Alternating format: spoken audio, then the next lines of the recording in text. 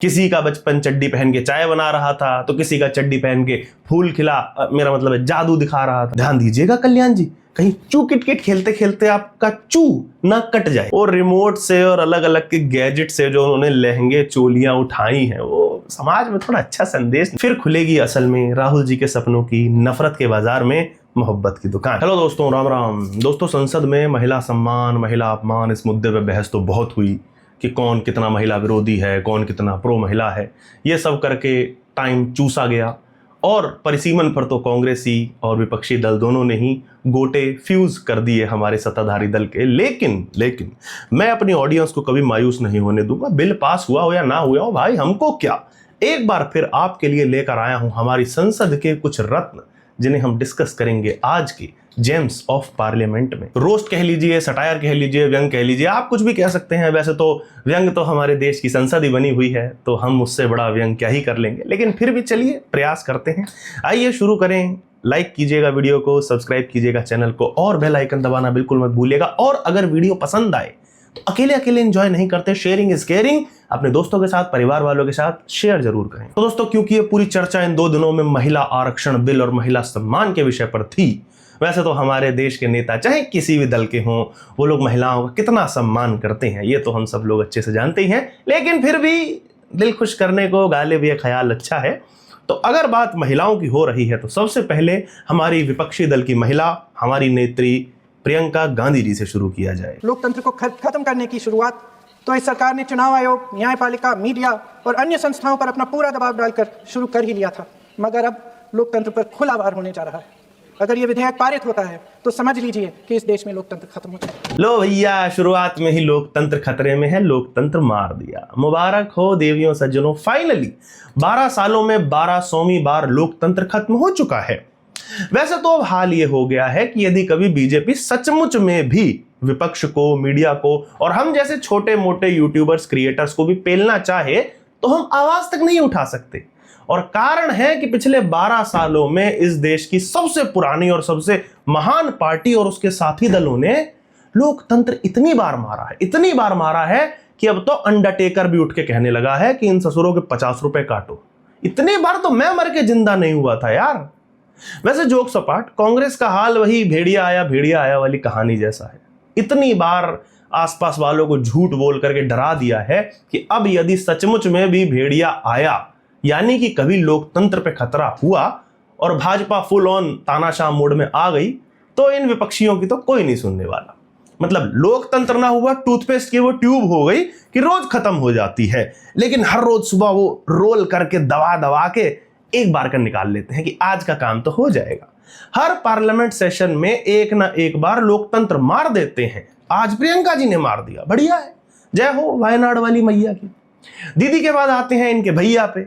भैया ने बचपन की कुछ चुलबुली यादें ताजा की, सुनिए। I remember when I was a little boy, I used to be very scared of the darkness. We used to have this huge dog who used to attack my sister and me all the time. So we were very scared of going out into the garden at night. We were scared of the dog. One day my grandmother somehow found out about this, and she came, she caught my hand, I still remember, and she took me out into the garden, dark garden at night, no lights, and she left me.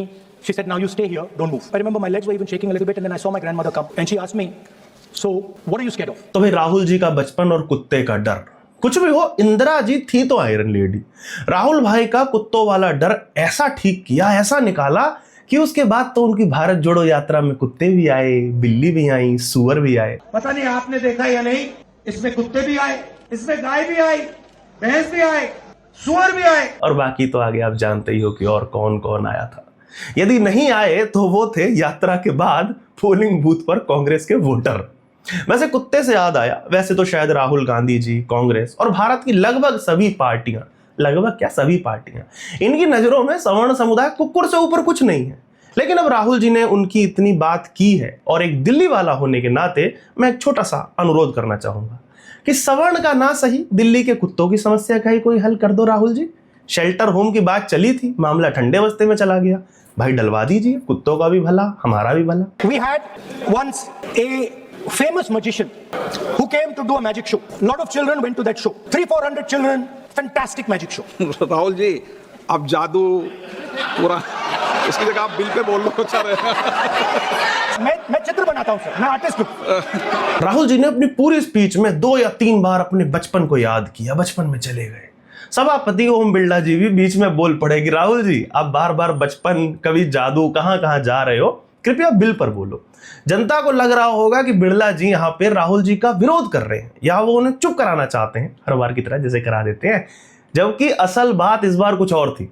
Birla जी परेशान हो गए होंगे भाई कि यार यही बचपन की कहानियां हम पार्टी मीटिंग में सुनते हैं, दीनदयाल उपाध्याय मार्ग की उस लाल वाली बिल्डिंग में भी सुनते हैं, घर में छोटे छोटे बच्चों की स्कूल की पुस्तकों तक में एक व्यक्ति के बचपन की कहानियां छपी पड़ी हैं कि कैसे वो व्यक्ति नदी में से मगरमच्छ पकड़ के ले आते थे। घर में, ऑफिस में, पार्टी हेडक्वार्टर में, हर जगह यही सुनो। अब यहां संसद में आया तो आप राहुल जी यही सुना रहे हो। अरे भाई कोई वर्तमान की बात कर लो, बचपन के इतने नॉस्टैल्जिया में तुम सारे जी रहे हो। वैसे मेरा ओम बिरला जी को और पूरे सदन को एक सुझाव है, राहुल जी को और मोदी जी को दोनों को एक कमरे में बंद कर दो। ये दोनों लोग अपने बचपन से इतने ऑब्सेस्ड हैं, दोनों को ही अपने बचपन की मनोहर कहानियां याद आती रहती हैं, तो कमरे में बैठे हुए एक दूसरे को मनोहर कहानियां सुनाते रहेंगे और आपस में एक दूसरे की पीठ थपथपाते रहेंगे। वाह भाई वाह। और यदि ये दोनों लोग ही संसद से दूर रहेंगे तो शायद लाखों रुपए पर डे की कीमत पर चलने वाली संसद में वो लाखों रुपए देने वाली जनता के बारे में कुछ बात हो सके, कुछ नियमावली बन सके, कोई बिल पास हो सके, क्योंकि वरना इन दोनों के किस्से कहानियां सुन के तो हम लोग कानों से खून निकालते रहेंगे। किसी का बचपन चड्डी पहन के चाय बना रहा था तो किसी का चड्डी पहन के फूल खिला, मेरा मतलब है जादू दिखा रहा था। बिरला जी के लगातार टोकने के बाद भी राहुल जी ने पूरी स्पीच में कभी जादूगर की टोपी से खरगोश निकाला, कभी टेबल पे चढ़ना, ये वो पता नहीं क्या क्या सुनाया, 16 की कहानी और बहुत सारी चटोरी चुटकुलेबाज बातें, जो कि बढ़िया भी है। आप राहुल जी से इससे ज्यादा क्या एक्सपेक्ट करते हो, नहीं बताओ। लेकिन इस सब के बीच अंत में उनकी स्पीच में एक चीज थी जो मुझे जेन्युइनली अच्छी लगी। ये लाइन सुनिए। There is a central fundamental confusion in the minds of the BJP and its leadership.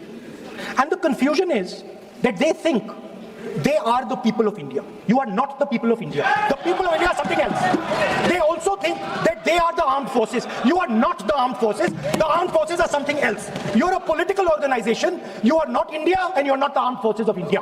ये बात तो सच है। भारतीय जनता पार्टी को किसी को ये अच्छे से समझाने की जरूरत है कि वो देश नहीं है, वे केवल एक राजनीतिक दल है, जैसे कि कांग्रेस है, सपा है, बसपा है, टीएमसी है, कोई अन्य है।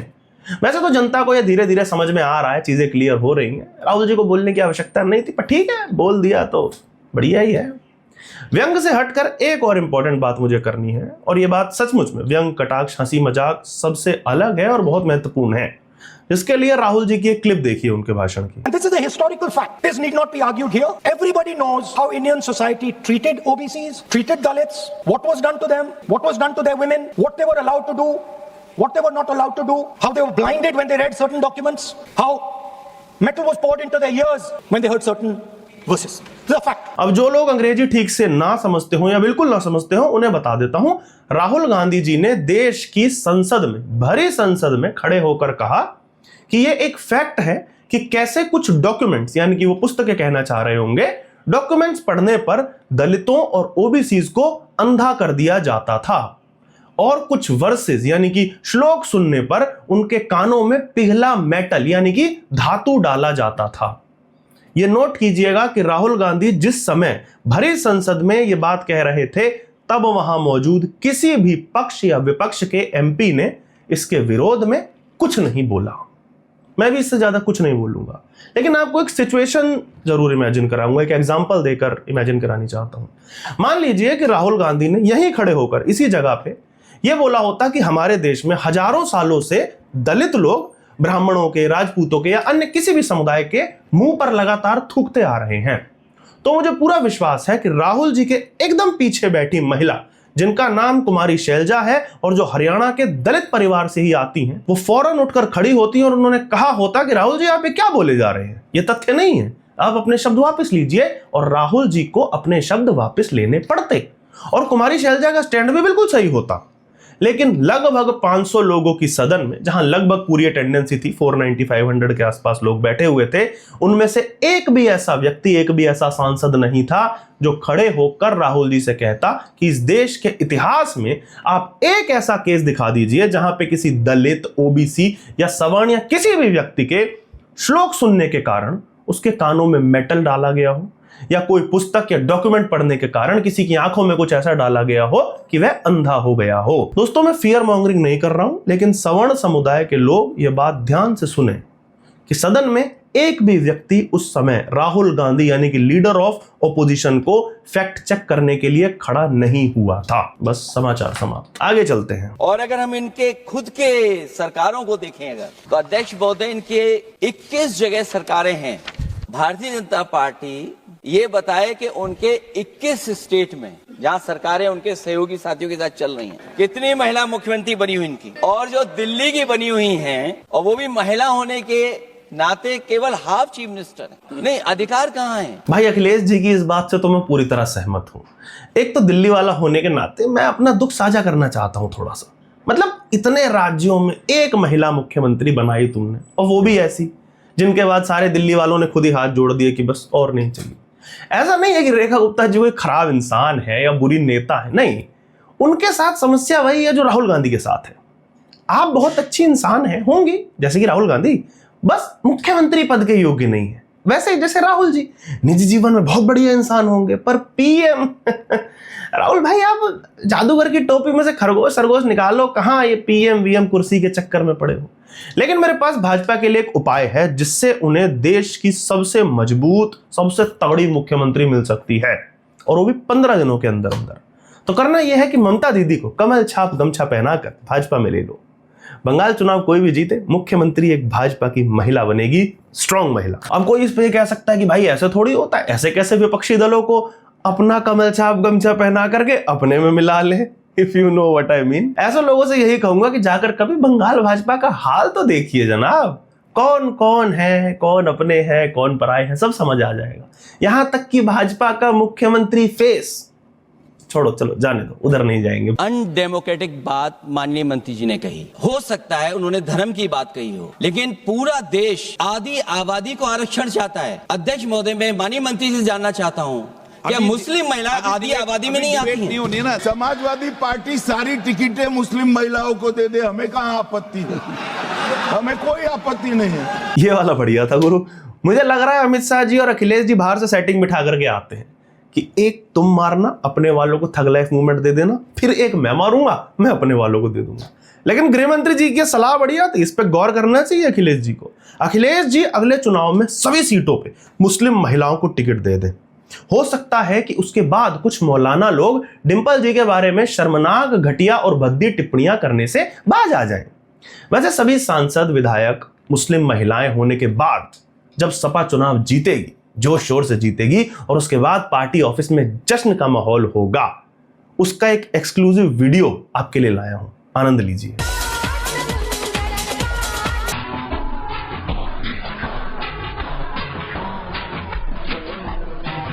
हाँ भाई, मजा आया। यही डांस पार्लियामेंट में होगा, तब और मजे लेना। अब बारी है मेरे फेवरेट सांसद श्री चू किटकिट महोदय की। नहीं पहचाना? ये वीडियो देखो। रिजर्वेशन चाहिए अर्जुन जी, आज ही ले आइए, हम लोग राजी है। अभी जो स्ट्रेंथ है उसमें 50% वुमेन रिजर्वेशन कर दीजिए। रात 12 बजे तक हम लोग बैठे रहेंगे इधर, उसके लिए डिलिमिटेशन का जरूरत नहीं है, नौटंकी बंद कीजिए। हमारे चू किटकिट चैंपियन कल्याण बनर्जी जी, मतलब बात तो एकदम दुरुस्त कह रहे हैं कि लाना है तो इतने में ही ले आओ, पर असलियत हम सबको पता है। भाजपा भी सियाना कौआ बनी हुई गेम खेल रही है कि दोनों को मिला करके लाएंगे, और विपक्ष को भी अभी की स्थिति में परिसीमन होने नहीं देना है, इसलिए वो महिला वाले पे दोनों लोग चिल्ला चिल्ला के अपना समर्थन दिखा रहे हैं। बाकी कट तो जनता का राई है, वो तो हमें पता ही है। लेकिन कल्याण बनर्जी जी को एक संदेश दूंगा कि भाई आप इतना उड़ उड़ के और अधिक महिलाओं को संसद में इन्वाइट मत कीजिए। आपकी तो अपनी पार्टी वाली आपसे इतनी खफा खफा रहती हैं, वो वीडियो याद है ना? मुझे तो शक है कि कहीं इनमें से कोई आपके अगेंस्ट दीदी के कान न भर रही हो। ध्यान दीजिएगा कल्याण जी, कहीं चू किटकिट खेलते खेलते आपका चू ना कट जाए। 50% reservation on the basis of this, let it be done. Second, 50% of the ministry should be reserved for the women, and the prime minister's seat also be reserved for the women by rotation. Modi ji तो नहीं आएगा, चिंता क्या है, दे दीजिए women को। BJP will not come back in power in 2029, speaker post को भी रिजर्व कर दीजिए वुमेन के लिए। इस वाली बात पर मेरी कल्याण बनर्जी जी को 100% सहमति है। लेकिन मेरी एक शर्त है, प्रधानमंत्री पद हो या सभापति का पद हो, महिला सांसद यदि आए तो तृणमूल कांग्रेस जैसी आनी चाहिए। संसद सत्र देखने में भी अच्छा लगेगा। मैं सुबह 11 बजे नहा धो के एकदम उठ के बैठ जाया करूंगा देखने के लिए। और यदि मेरी इच्छा पूरी होती है तो मेरा अनुरोध है कि संसद के सभी कैमरास 1080p से 4K + 4K यानी कि 8K की क्वालिटी के कराए जाएं। फिर खुलेगी असल में राहुल जी के सपनों की नफरत के बाजार में मोहब्बत की दुकान। अगली क्लिप मेरे वन ऑफ द फेवरेट अभिनेता की, नेता नहीं अभिनेता की। पैर छुए लेना, हम छुईला और सबके बड़ा विरोधी लोग के बड़ा कष्ट भई, और क्यों नहीं छोना चाहिए? यही लक्ष्मी है, वही देवी है। हमारे दुख में जब मेरे पास पैसा नहीं था, मैं जब सिनेमा में स्ट्रगल करता था, वो गरीबी में मेरी पत्नी मेरा साथ दी, तो मैं क्यों नहीं उसका पैर छूना? वो छुआने नहीं देती, वो जब वो सो गहरी नींद में रहती है तब हम उनका पैर छूते, और छूना चाहिए। ये विरोधियों को भी छूना चाहिए जो महिला के विरोधी हैं। अब समझे ना क्यों कहा था फेवरेट अभिनेता की? रवि किशन भाई जो भी करते हैं कैरेक्टर में डूब के करते हैं। मैंने बताया था मामला लीगल है के रिव्यू में, अगर आपने नहीं देखा है तो वीडियो जाकर के उसका देखिए। यहां पे भी वही कर रहे हैं, संसद में भी, चाहे संसद के बाहर हो चाहे संसद के अंदर हो, अपने कैरेक्टर में डूब के काम करते हैं। बाहर ही किसी ने बताया होगा कि आज महिला आरक्षण में बहस होनी है, तो भाई एकदम लेट गए, मतलब अपनी बातों में धर्मपत्नी जी के पैरों में एकदम लेट गए, जैसा वो कह रहे थे। ठीक है, बेनिफिट ऑफ डाउट दे देते हैं, हमें क्या पता भाई धर्मपत्नी जी के पैर छूते होंगे, और उसमें कोई सही गलत बात भी नहीं है, अगले की मर्जी है। निजी जीवन में कोई कैसा है हम क्या जाने। हो सकता है रवि किशन जी महिलाओं का बहुत सही सम्मान करते हो, जो कि बहुत अच्छी बात है, लेकिन स्क्रीन पर यानी कि रियल लाइफ में वो रिमोट से और अलग अलग के गैजेट से जो उन्होंने लहंगे चोलियां उठाई हैं, वो समाज में थोड़ा अच्छा संदेश नहीं जाता रवि किशन जी। वैसे अपने उस गाने को लेकर के बहुत शर्मिंदा हो चुके हैं, उसे अपनी बचपन की मतलब जवानी की गलती बता देते हैं। चलो ठीक है, मिट्टी डालो। दोस्तों वीडियो का अंत हो चला है और अंत करूंगा मैं एक अति पिछड़े समाज से आने वाले, एक अति पिछड़े नेताजी की, एक अति पिछड़े भाषण की, एक अति पिछड़ी क्लिप के साथ। ये बात सही है कि मैं अति पिछड़े समाज से आता हूं, लेकिन मेरा दायित्व समाज के सबको साथ लेके चलने का है, और यही मेरे संविधान ने मुझे यही रास्ता दिखाया है। मेरे लिए संविधान ही सर्वोपरि है, और यह संविधान की ताकत है कि मेरे जैसा अत्यंत छोटे समाज का, अति पिछड़े समाज के व्यक्ति को इतना बड़ा दायित्व देश ने दिया। जी हाँ मित्रों, मुझे भी इसी स्पीच के बाद पता चला कि नरेंद्र भाई मोदी जी अति पिछड़ा समाज से आते हैं। सही है भाई, आते होंगे। वैसे मुझे तो थोड़ा शक है कि गुजरात जैसे समृद्ध राज्य में अति पिछड़ा वर्ग या जाति एग्जिस्ट भी करती है या नहीं, बट प्रधानमंत्री जी कह रहे हैं तो सही ही कह रहे होंगे। लेकिन चिंता मुझे इस बात की है कि जिस तरह प्रधानमंत्री जी अपने आप को जाति के मामले में लगातार हाशिए पे धकेले जा रहे हैं, कभी ओबीसी, कभी पिछड़ा, कभी अति पिछड़ा, आने वाले 1-2 सालों में पृथ्वी की सबसे पिछड़ी जाति भी कहीं खत्म ना हो जाए। फिर मोदी जी को इलॉन मस्क का सहारा लेके अंतरिक्ष से कुछ पिछड़ापन ढूंढ के लाना पड़ेगा, जिसका विक्टिम कार्ड फिर खेलेंगे, चुनावी भाषण देंगे।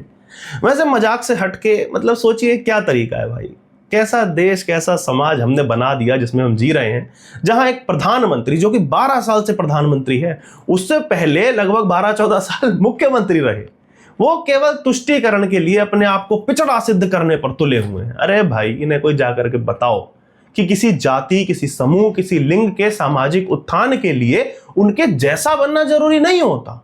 हम अपनी वर्तमान आइडेंटिटी में भी किसी का समर्थन या विरोध कर सकते हैं। मतलब मान लीजिए कि महिलाओं के उत्थान के लिए कोई काम करना है तो मेरा महिला होना जरूरी नहीं है। उसी तरह यदि पिछड़ों के या जिनका शोषण हुआ है, शोषित वंचित लोगों की बात करनी है, उनके उत्थान की बात करनी है, तो यह कहां लिखा है कि आपको खुद उनकी जाति का होना पड़ेगा या उनके जैसा होना पड़ेगा, तभी आप उनका भला कर सकते हो। किसी के प्रति एम्पैथी का भाव रखना बहुत सामान्य है, इसे इतना जटिल ना बनाया जाए। पर कोई बात नहीं, जैसा कि मोदी चालीसा में कहा गया है कि मोदी जी ने कहा है तो कुछ सोच कर ही कहा होगा। अंत में दोस्तों आपको 2 अति पिछड़े वर्ग से आने वाले लोगों के चित्र के साथ छोड़कर जा रहा हूं। दोनों ही बेहद पिछड़े, बेहद शोषित वंचित लोग हैं। एक तो बेचारा इतना शोषित है कि खुद पर हुए शोषण को भुलाने के लिए उसे शोषमिता को डेट करना पड़ा था। You see what I did there? तो दोस्तों ये थे हमारे पार्लियामेंट के इस सेशन के कुछ रत्न, कुछ जेम्स। अगर आपको वीडियो पसंद आई है, जो कि मुझे आशा है आई होगी, तो वीडियो को लाइक करना ना भूलें, शेयर जरूर करें अपने दोस्तों के साथ, परिवार वालों के साथ, और कमेंट करके मुझे नीचे बताइएगा कि आपको वीडियो का कौन सा हिस्सा सबसे ज्यादा पसंद आया। अगर चैनल पर पहली बार आए हैं तो चैनल सब्सक्राइब कर दीजिएगा। अगर पहले से सब्सक्राइब है तो और लोगों को सब्सक्राइब कराइए, बेल आइकन दबाना बिल्कुल ना भूलिएगा। यहां तक वीडियो देखने के लिए आपका बहुत बहुत धन्यवाद।